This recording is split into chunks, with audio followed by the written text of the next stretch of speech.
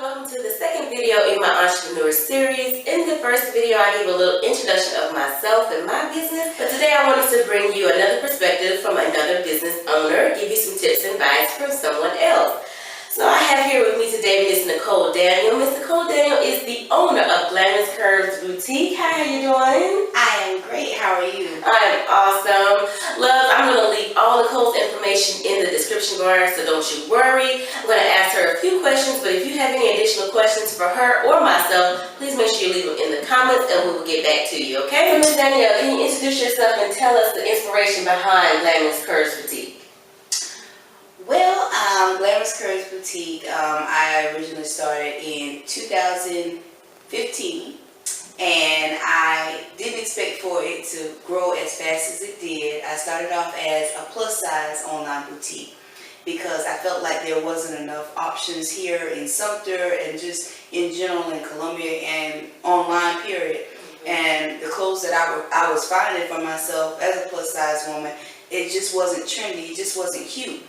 And so I started brainstorming. I worked in retail for over 5 years, and so working in that industry and seeing just what we were offered versus the smaller size women, right, what they had, you know, Banana Republic, American Eagle, you know, it's so many smaller stores. Rule 21, of course, now they have branched off and they have a plus size section, but at that time they didn't.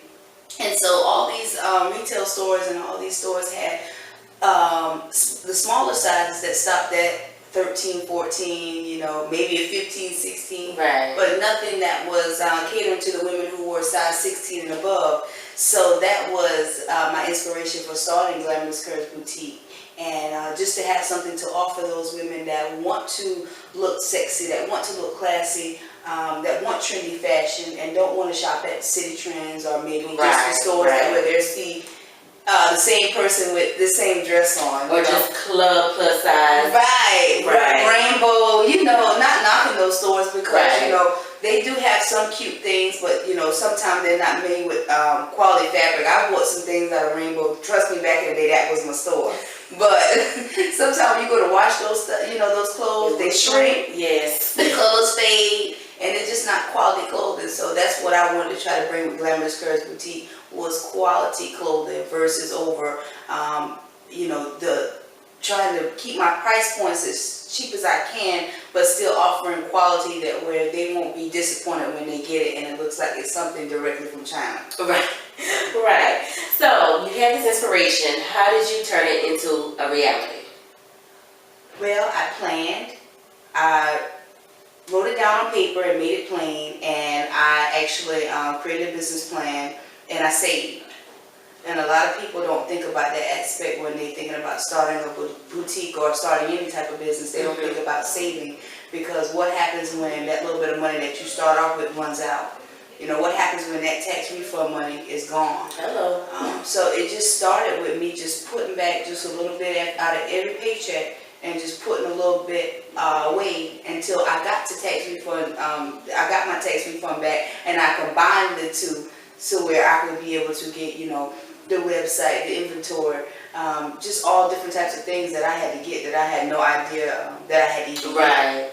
You know, so I would definitely encourage anybody that's trying to start a business to plan it out first. Write down everything that you're going to need, from car magnets down to the website, down to the hosting every month for your website. I would write everything in your budget that you're going to have to put aside down on paper, so that you won't be surprised when every month GoDaddy has to take $19.99 out of your account. And I didn't plan for that. Yeah. Okay. Awesome. See, with YouTube, we always tell you just go for it. Just take your camera and go. But in certain businesses, you do need to make sure you have everything in order. Because like she said, you don't want to run out of money. You don't want things to come up and you're unable to handle it. So great advice. So my third question, how do you balance your full-time job and your own business? And how do you keep your entrepreneur endeavors, you know, how do you keep it going?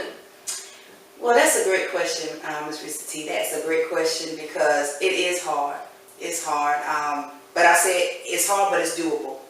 It's just how, it's time management. Right. You know, sometimes, you know, I get home, my first thing is pick up my phone. I haven't posted today. Let me try to post. And I think that's the most important thing with a business is you have to remind yourself that you have people that are on different time zones than you. You have, especially with an online business. So some of my customers, it might be 11 o'clock at night here, but over there it's 8 o'clock or it's 9 o'clock. So I try to keep in mind that they're not asleep yet. They're still up. They're still browsing the internet. You know, still looking to shop. Yeah, they're still looking to shop. And so and it's important to engage with your audience on social media. So I try to put my time aside, even though I work a 9 to 5. I try to make time, and Hootsuite is a good social media platform to use to schedule your posts.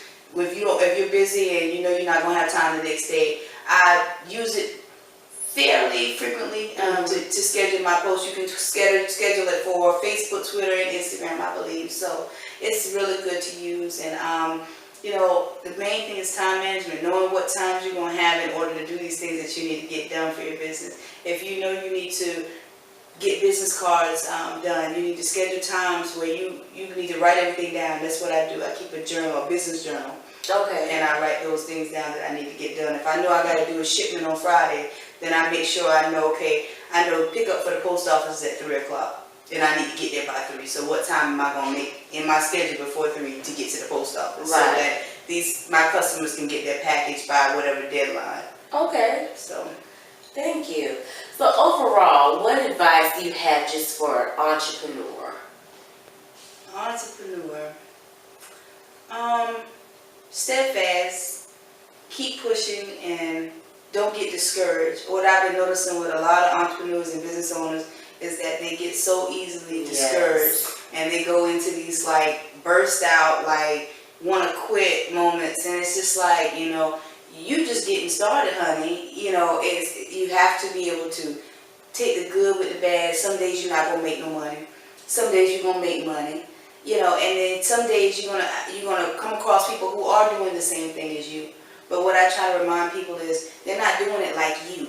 You know, you might be doing something that somebody else is doing, but what kind of way are they doing it? How can you make yours unique? It's by what you put in it. Are you passionate about it? Right. And sometimes I ask people that reach out to me and ask me about business advice and things like that. I say, well, is this your passion, or what's your reason behind it? Right. You know, are you just doing Mary Kay just to make money, or because your friend over there doing, or do you really have a passion behind it?